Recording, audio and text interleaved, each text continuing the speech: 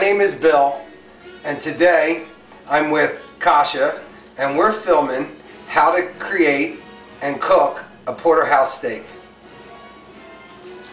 I went to the local Acme today and I bought a porterhouse steak. It was on sale, $5.99 a pound. Excellent price.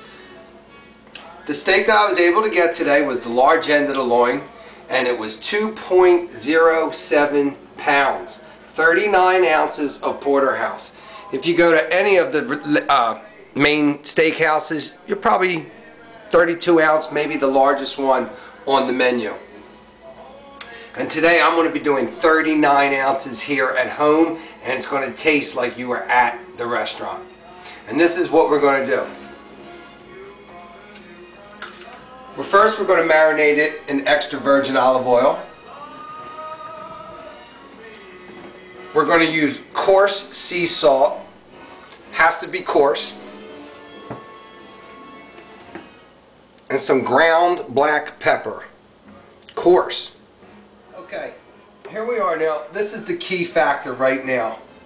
We want to marinate this steak, and what the porterhouse brings you here is a filet mignon.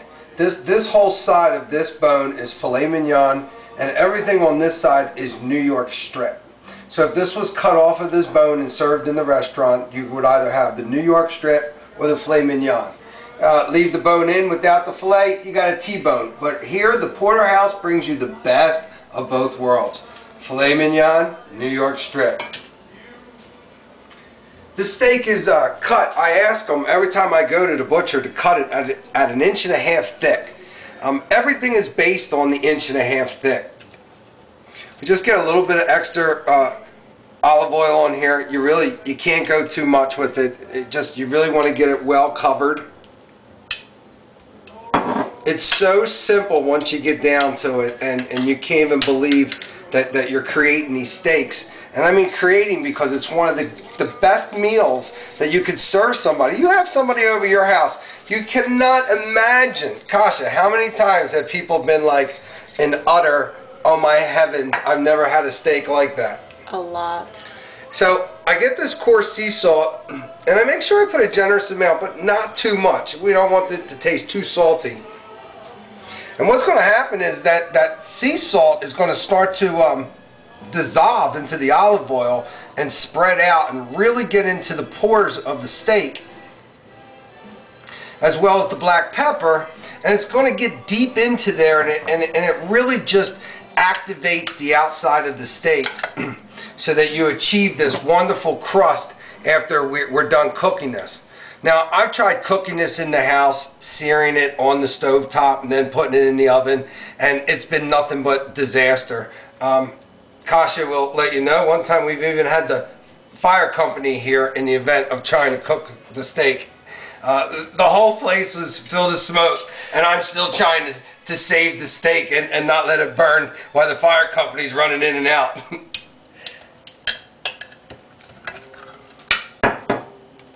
So we're doing the other side right now, same as we did, just another generous amount.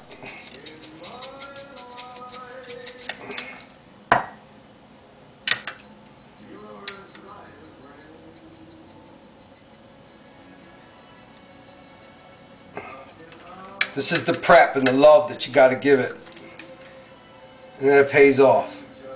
You like to get that fat, because this fat's really, it's going to burn, and you know, a lot of times the fat is so gristly, you can't eat it, but this, sometimes the only thing you see left on a plate is the bone. And that's because it's totally going to burn and sear this salt and pepper in here. So it's very important to catch the edges and really let that steak get covered well. Alright, so the next shot that we'll go to is cooking it, but what we're going to do now is, after we marinate this, and if it just came out of the refrigerator, we want to let it get to room temperature, and I like it to sit out for about 2 to 3 hours, really letting it know that it gets to room temperature, because it's key.